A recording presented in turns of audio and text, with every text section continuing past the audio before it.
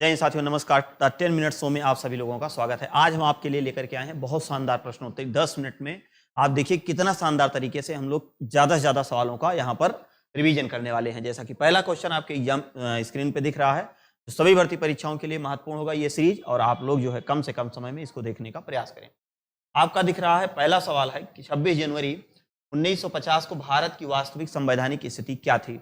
भैया, जब संविधान लागू हुआ था तो उस समय प्रस्तावना की स्थिति क्या थी? तो उस समय थी संपूर्ण प्रभुत्व संपन्न लोकतांत्रिक गणराज्य। संपूर्ण प्रभुत्व संपन्न लोकतांत्रिक गणराज्य थी। अगला क्या हुआ? अगला कह रहा है भारत के संविधान की प्रस्तावना में कितने प्रकार के न्याय, तो कितने प्रकार के न्याय? 3 प्रकार के। स्वतंत्रता कितने प्रकार से? 5 प्रकार से। समता कितने प्रकार से? 2 प्रकार से। भातृत्व कितने प्रकार से? 1 प्रकार से।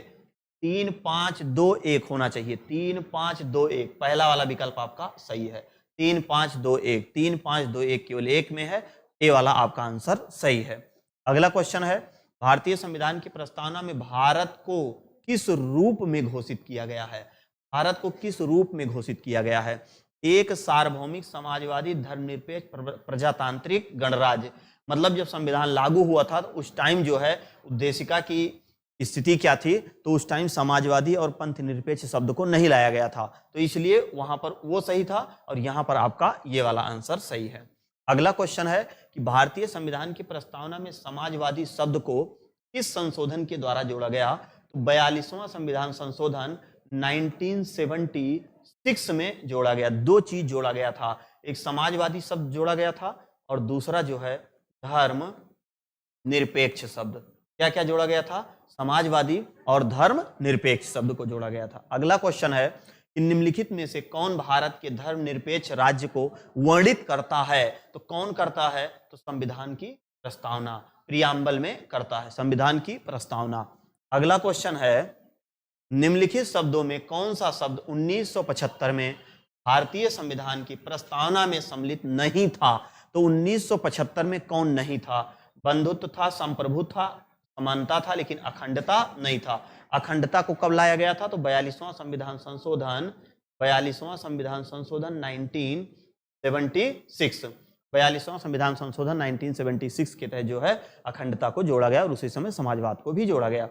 अगला क्वेश्चन है कि भारतीय संविधान की प्रस्तावना में समाजवादी शब्द किस संशोधन के द्वारा जोड़ा गया? तो 42वां संविधान संशोधन 1976 के द्वारा इसको क्या किया गया? जोड़ा गया। और उद्देशिका या प्रस्तावना में अभी तक केवल एक ही बार संशोधन हुआ है। अगला है संविधान की अनुसूची 6। संविधान की अनुसूची 6 इनमें से किस राज्य में लागू होती है? देखिए, अनुसूची 6 की बात करेगा तो एम, टी, एम, ए से असम, एम से मेघालय, टी से त्रिपुरा, एम से मिजोरम, ये आपके जो है पूर्वोत्तर राज्य हैं जिसको 7 सिस्टर स्टेट कहा जाता है। तो कह रहा है कौन सा नहीं है?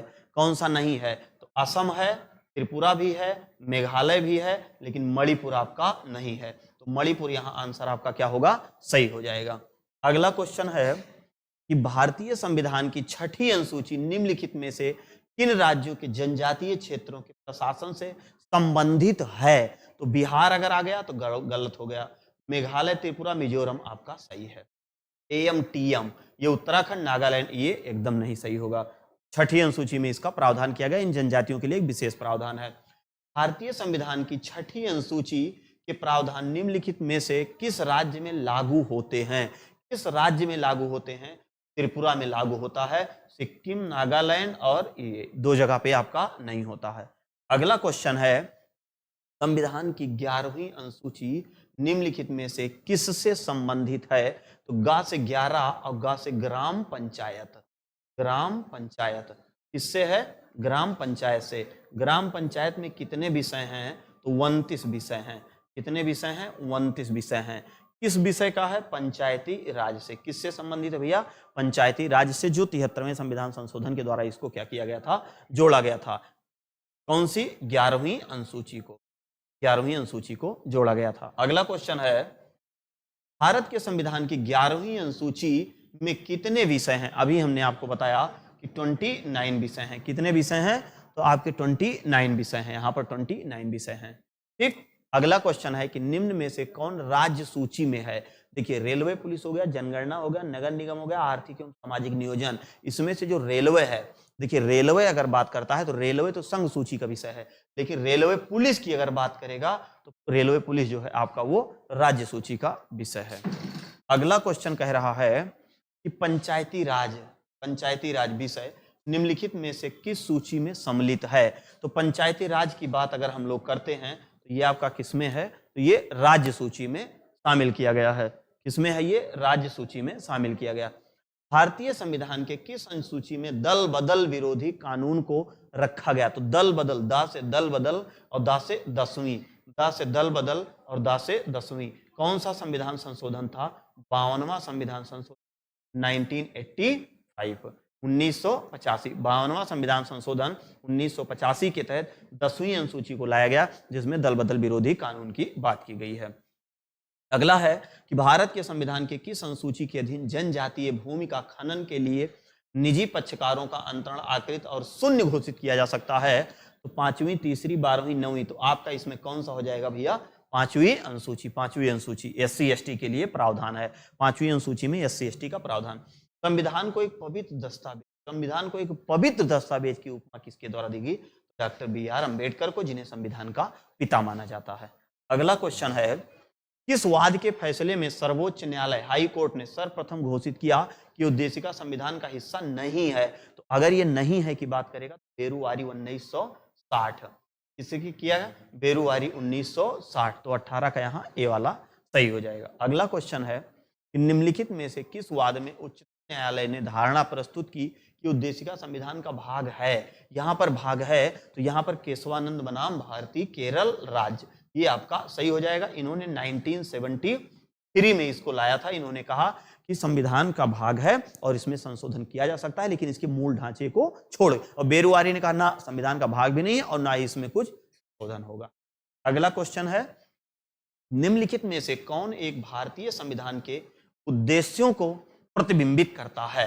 तो कौन प्रतिबिंबित करता है, मौलिक अधिकार हो गया, संविधान की प्रस्तावना हो गया, राज्य के नीति निषेध तत्व हो गया, संसद। देखिए एक भारतीय संविधान के उद्देश्यों को, तो उद्देश्यों को ये प्रस्तावना, मतलब जो उद्देश्य प्रस्ताव 13 दिसंबर 1946 को पीटी नेहरू के द्वारा लाया गया, वही उद्देश्य प्रस्ताव बाद में उद्देशिका या प्रस्तावना बना था। अगला क्वेश्चन है, भारतीय संविधान की प्रस्तावना इसके सभी नागरिकों को कौन कौन से न्याय प्रदान करती है। तो 3 प्रकार से न्याय प्रदान करती है। एक तो भैया सामाजिक होना चाहिए, एक तो सामाजिक, और एक आपका आर्थिक, और जब रुपया पैसा हो जाएगा तब भैया राजनीतिक चुनाव लड़ने का मामला आएगा। ये ट्रिक हमने आपको थ्योरी में पढ़ाया है। तो सामाजिक, आर्थिक, राजनीतिक, सामाजिक धार्मिक राजनीतिक नहीं, सामाजिक आर्थिक सांस्कृतिक, सामाजिक आर्थिक राजनीतिक, ये डी वाला विकल्प आपका सही है। ये क्रम आपका सही है, बाकी सब गलत है।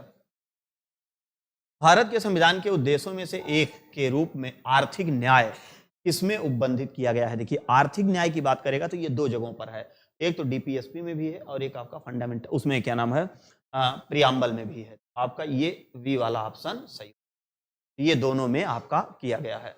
ठीक, जैसे इसमें DPSP की अगर हम लोग बात करें तो ये आर्टिकल 38 में इसकी बात की गई है। अगला क्वेश्चन है, निम्नलिखित में से कौन सी भारतीय संविधान की विशेषता नहीं है, कह रहा है कौन नहीं है, कौन नहीं है। देखिए संघात्मक सरकार है अपने यहाँ, स्वतंत्र न्यायपालिका भी अपने यहाँ है, लेकिन अध्यक्षात्मक सरकार भैया नहीं है। अध्यक्षात्मक सरकार नहीं है, ये आपका कहाँ पड़ेगा, USA में है। और जहां पर अध्यक्षात्मक सरकार होता है वहां का मुखिया राष्ट्रपति होता है, राष्ट्रपति के प्रसाद पर्यंत सारा नियम कानून चलता है। वहां राष्ट्रपति पद्धति में समस्त कार्यपालिका शक्ति निहित होती है, तो भैया राष्ट्रपति में होती है। कहाँ होती है, राष्ट्रपति में होती है। ये आपका कहां पर है, ये भी वही USA में है, इससे पहले वाले क्वेश्चन में जो था। अगला क्वेश्चन है कि अध्यक्षात्मक शासन का उदय सर्वप्रथम किस देश में हुआ। तो भैया संयुक्त राज्य America, United state of America. सबसे पहले कहां होता है भैया, ये आपका USA में होता है। कहां होता है, USA में होता है। अगला क्वेश्चन है कि भारत में प्रजातंत्र इस तथ्य पर आधारित है। देखिए प्रजातंत्र की बात करता है कि ये प्रजातंत्र है, संविधान में लिखित है, यह मौलिक अधिकार का प्रदान किए गए, जनता को सरकारों को चुनने और बदलने का अधिकार प्राप्त है। मतलब जनता जब चाहे तो सरकार को बदले और उस निर्णय ले सकती है, ये पूरा जनता को अधिकार दिया गया है। भारत एक गणतंत्र है, बहुत बढ़िया, भारत एक गणतंत्र है। इसका अर्थ है सभी मामलों में अंतिम अधिकार जनता के पास नहीं, भारत में संसदीय शासन नहीं, भारत में वंशानुगत शासन नहीं है। गणतंत्र का मतलब ये हुआ कि भारत में अब वंशानुगत शासन को समाप्त करके और गणतंत्र की व्यवस्था कर दिया गया। तो ये वंशानुगत शासन अब भारत में नहीं है। अब राजा का बेटा राजा नहीं बनेगा, राजा वही बनेगा जो उस काबिल होगा। अगला क्वेश्चन, भारतीय संविधान कैसा है? तो भारतीय संविधान कठोर, लचीला, ना ही कठोर ना ही लचीला, अंशतः कठोर और अंशतः कठोर अंशतः लचीला। मतलब इस कोई भी सुप्रीम भी होगा वो भी अगर गड़बड़ किया तो वो भी संविधान मतलब कोर्ट के सामने वो भी आ जाएगा। अगला क्वेश्चन है, उद्देशिका में भारत शब्द का प्रयोग कितनी बार हुआ है? देखिए, हम भारत के लोग, भारत को एक संपूर्ण प्रभुत्व, कई बार आ गया? 2 बार। तो कितनी बार आया है? 2 बार। 2 बार इसका क्या किया गया है? प्रयोग किया गया है। अगला क्वेश्चन है, आपका अंतिम सवाल है कि समवर्ती सूची का प्रावधान किस देश के संविधान से लिया गया है? अगर बात करें कि समवर्ती सूची का प्रावधान किस देश के संविधान से लिया गया है, कहां से लिया गया है? आपका ऑस्ट्रेलिया से। ऑस्ट्रेलिया से क्या लिया गया है? व्यापार, व्यापार, संयुक्त अधिवेशन, संयुक्त अधिवेशन। बहुत शानदार तरीके से हमने इसको पूरा मैप पे आपको पढ़ाया है। संयुक्त अधिवेशन और आपका क्या है? समवर्ती सूची, समवर्ती सूची, केंद्र राज्य संबंध, केंद्र एवं राज्य संबंध। और एक तो आपका क्या है? समवर्ती सूची, अरे सॉरी,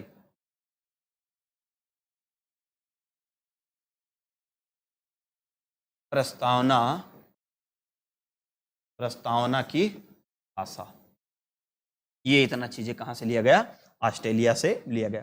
तो इस प्रकार 10 मिनट का जो शो चल रहा है वो आपके लिए बहुत ही शानदार होगा।